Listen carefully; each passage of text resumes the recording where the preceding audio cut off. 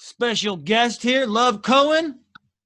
I think we're ready. We're a little bit of technical difficulties, but we're not the Fruit Loop Media, who's got all the monopoly money in the world to fund our show, and so we do what we can.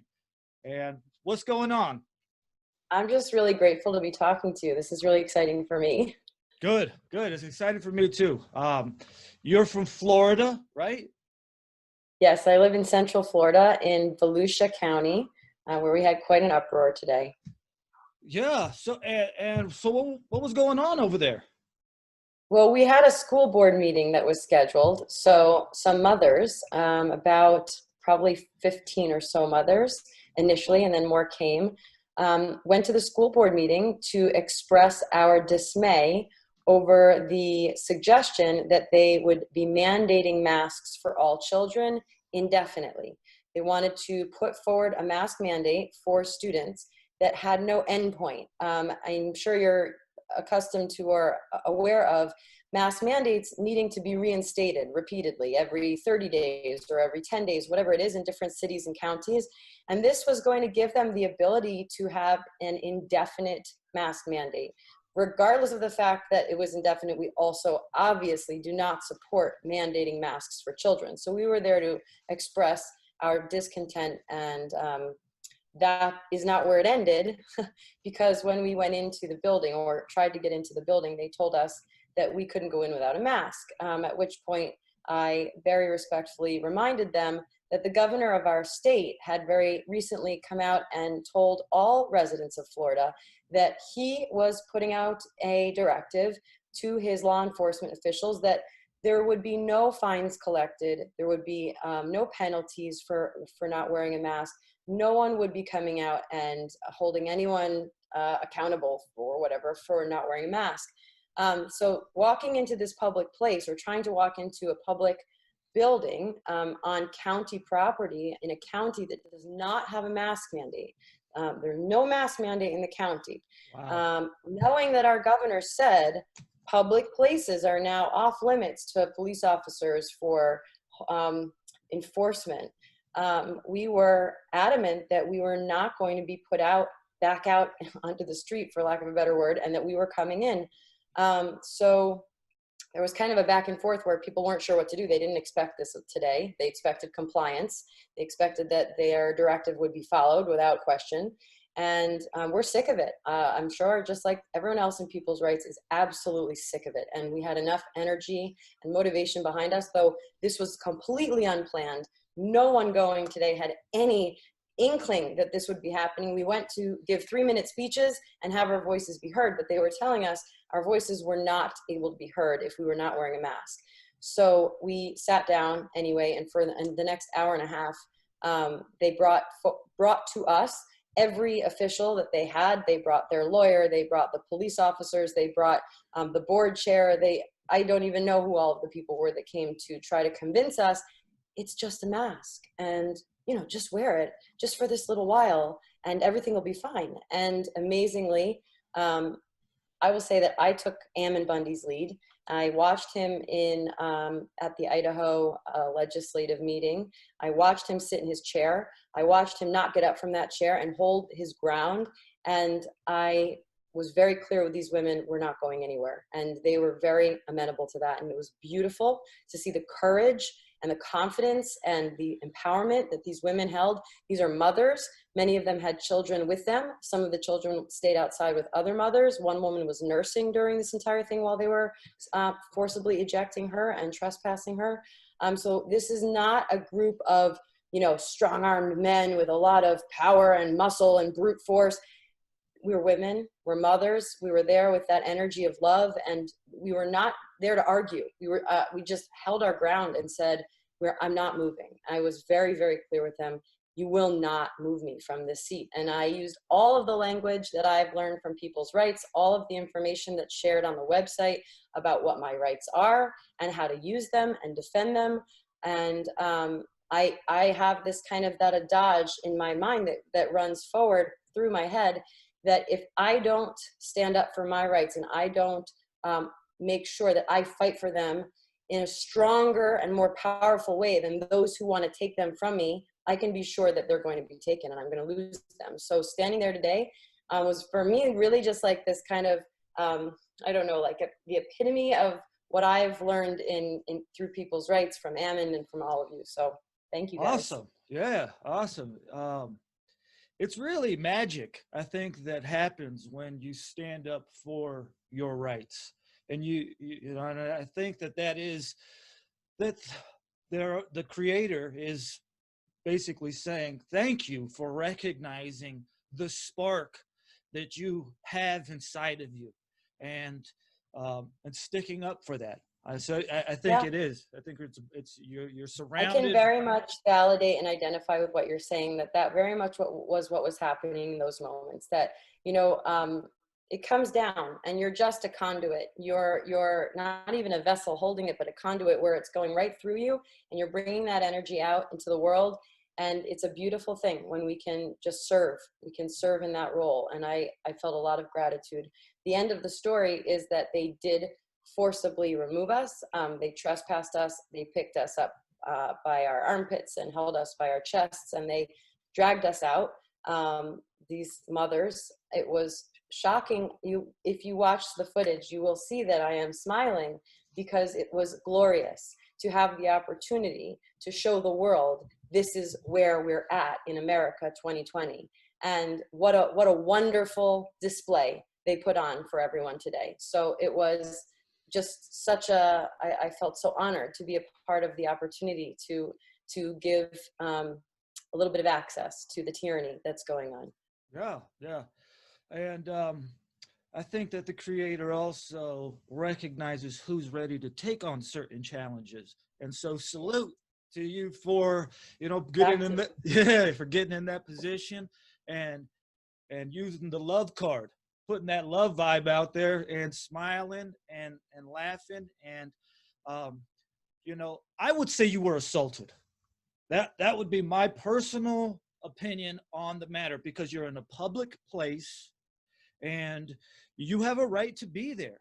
And for somebody to forcibly to use force to get you out of there, I'm going to call that assault. I know that could be litigated, and you know they're going to say that there's some mandates out there that give them the authority to start touching you in a public place. But me personally, I don't believe that. There are no mandates. They were not acting under mandates. They Wow. simply said that their Board of Education has the right to do that. So Wow. just the Board of Education's right.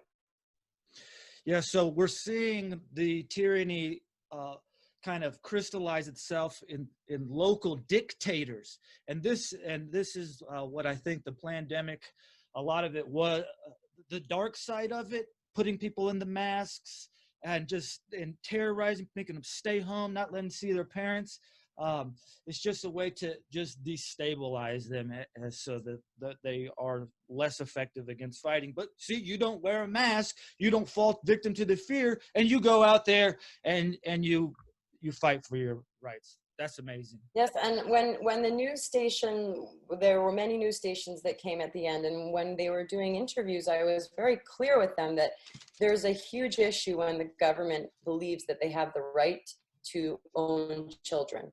And so I see the school board as an arm of government, and they are acting as if they have that right to ownership. And I think that we need to be very clear as parents and as you know, freedom fighters and those in people's rights, that we own our children. I mean, really, obviously, we know that's not true. No one owns a child. A child belongs to God and belongs to this earth and is their own person. But when it comes to making decisions on behalf of our children, the only people with that right are parents or guardians. And the idea that the state, you can have an apple, yes. The idea that the state thinks that they own children and that they can make these bodily, you know, choices, these medical choices with the masks and the vaccines. We need to make sure that we're coming out clearly and owning taking that right and using it. These are my children. They are not yours. That's right. That's right. Beautifully said. I couldn't, you know, and seeing the child there, this is what our children need to be being taught, especially in these That's right. confusing times. You know, when That's right. the monster is coming out of the closet, and this point, we need to be saying, no, child, that is a monster right there. That's a statist monster, and they want to get in between our relationship that is a sacred relationship. And you know, I'm not going to have it. I'm just not. I'm not going to take it. So, what else is going on in Florida? There's not a mask mandate in your area. Is that what you're saying? But the governor came out. Well, And here's what's going on, right? We uh-huh. all know that there's lots of levels to government. So there's cities and there's counties and there's the state. Yeah. Our state governor is a good guy. His name is Governor Ron DeSantis. He is a Republican, and he has recently told everyone in the state that he will not be fining or giving out citations for not wearing a mask in public. The issue that we're having in Florida is that the local governments are ignoring that, and they are taking it upon themselves to do whatever it is that they feel like doing. Especially in South Florida, we have a crisis in South Florida. The government overreach and the tyranny in the counties of Miami-Dade, Broward, and Palm Beach, they are basically like under house arrest. They have no rights. And so we need to, we have a lot of people's rights leaders in those counties. So that's great. We've started on a really good note, but we need to draw attention to South Florida and how, even though our governor has said that, you know, he feels a certain way, I don't think that he's doing enough to make sure that the local municipalities, the cities and the counties are upholding what he's saying he wants done in his state. So where I live in Central Florida, we're having the same issues. We have city mask mandates or county mask mandates, even though the state has no mask mandate, and the governor has called for that to basically end. Now, he's said that businesses have the right, private businesses have the right to do whatever they want. I think that, you know, as a libertarian, I agree with that. Now, I don't like that they want me to wear a mask in their business, but they own the property, they own the building, and it's theirs. So I can understand that. But when it comes to my city and my county, I expect them to fall into line with the governor. So we're having a big issue over this. Yeah, we are just in a civics lesson every single day of my life for the last 6 months, figuring out these levels of government. And, you know, to some level, it seems like they just like to pass the potato around, absolutely. you know? Absolutely. And that's exactly what was going on today at the meeting, is that, well, we think it's our right to make you wear a mask and to take away your rights. So yeah, we're going to call that. That's mine. And I said to them, this is not your jurisdiction. Why do you think that you get to usurp or take the authority of our governor? Well, because we said that's what we're doing. And so, you know, they couldn't show me any statute. There was no actual legal bearing, but they just said that in this building, we're saying you have to wear a mask. And I said, this is county property and the county has no mask mandate. So again, like you're saying, it's a little game. Like, let's see what we're going to take. And this has been the case also with the Board of Education. When we call the state Department of Education and say, look, they're trying to mandate masks, they say, well, this isn't our jurisdiction. Right. And then we call, you know, a different level and well, it's not our jurisdiction either. Right. So this is the main issue, right? That nobody knows whose jurisdiction is, nor do they really care. It's just kind of like who can beat their chest loudest and say, yeah, it's mine, I'm taking it. Well, when society is dissolving right before our eyes, though, that's what happens. All this vacuum of power is created. The governors they're opening up Pandora's boxes with these lockdowns, and now you got every would-be tyrant out here just trying to flex all the time, and it's ridiculous, but it's part of the plan. They're appealing to the lower vibrations of our brothers and sisters out here, and they want us to start fighting with each other while they play this whack-a-mole game within their bureaucracies. So you know, maybe now you have a chance to sue them, since you know maybe that's a setting, since it's a public place.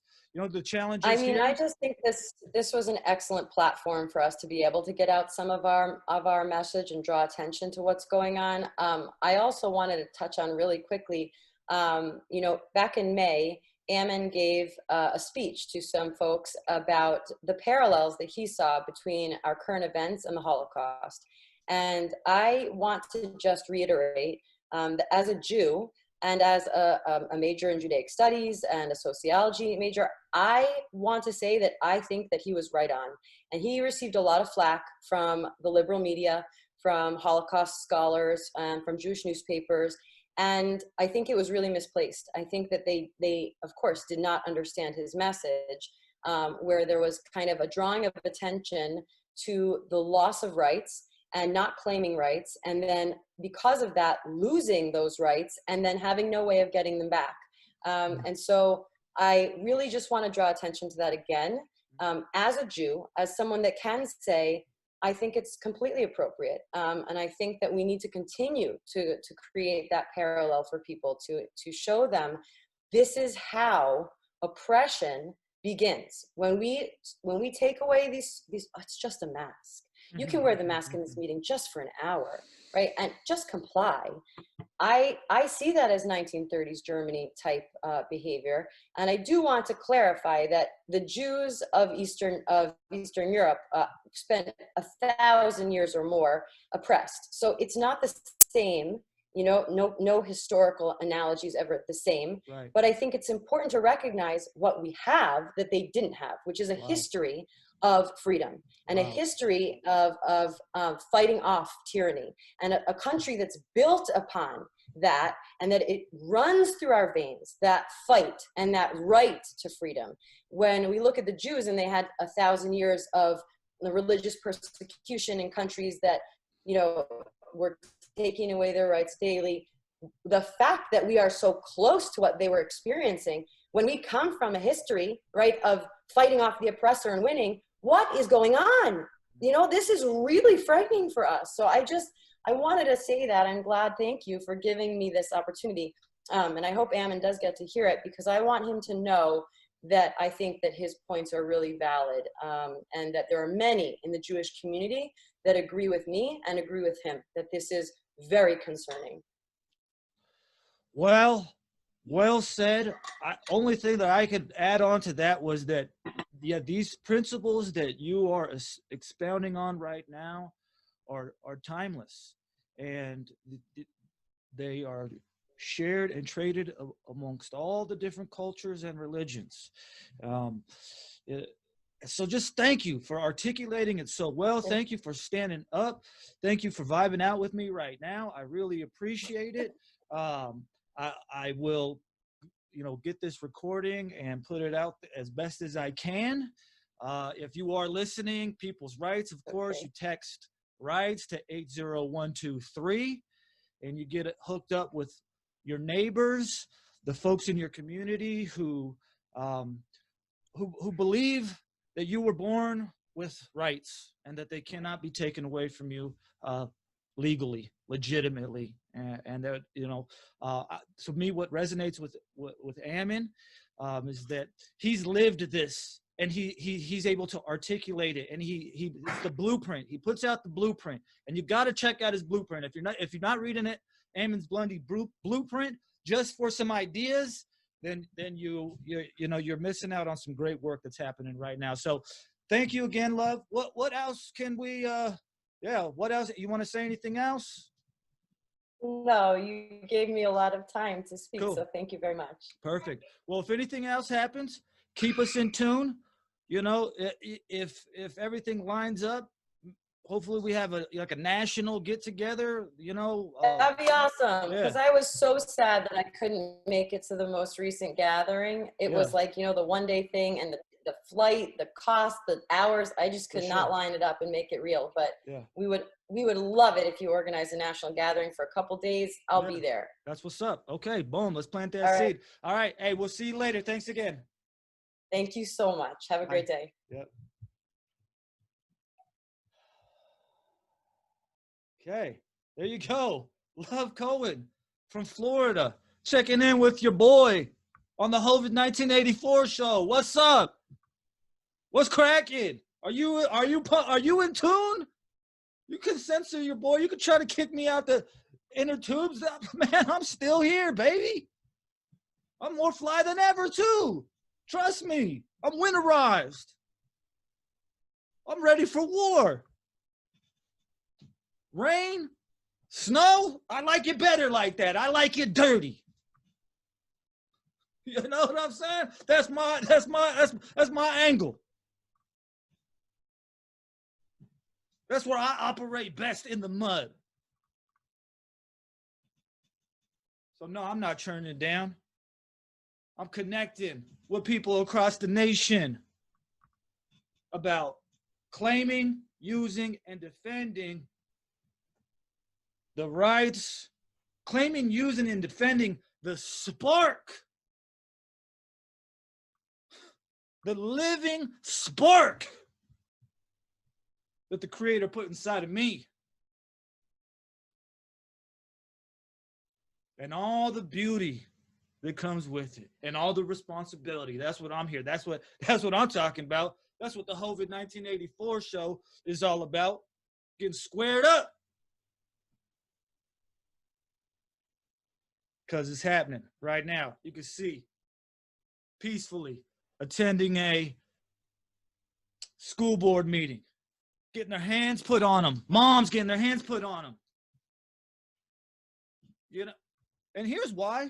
You know, I know she Love Cohen was saying it was a lot of moms. Love, don't get it twisted. Moms are the danger.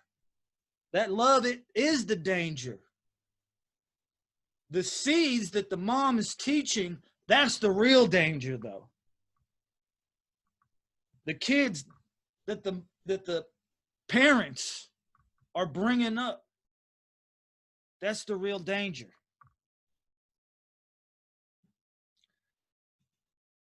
Because statism, collectivism, communism can only thrive. It can only thrive in a culture where the family unit is decayed. Because communism works to replace the parental unit with the state and make us all believe we're just bricks in the wall, baby. It ain't going down like that. I'm telling you. We're churning up. It's the wintertime. We're out here in Idaho getting winterized. You better check in. You better check in. If you ain't checking in with some tyrants in your neighborhood and you're watching this video, you are just really lazy, or you're an agent. Okay, I'm going to say that again. If you are watching this video and you are not checking in with some local tyrants in your area, you are either just way too lazy or you're an agent. You might be an agent in the making. But go check in with these fools, man. Let them know who you are.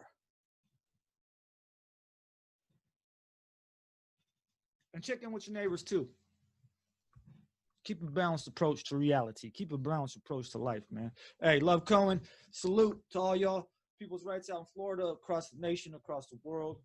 We out here. Peace.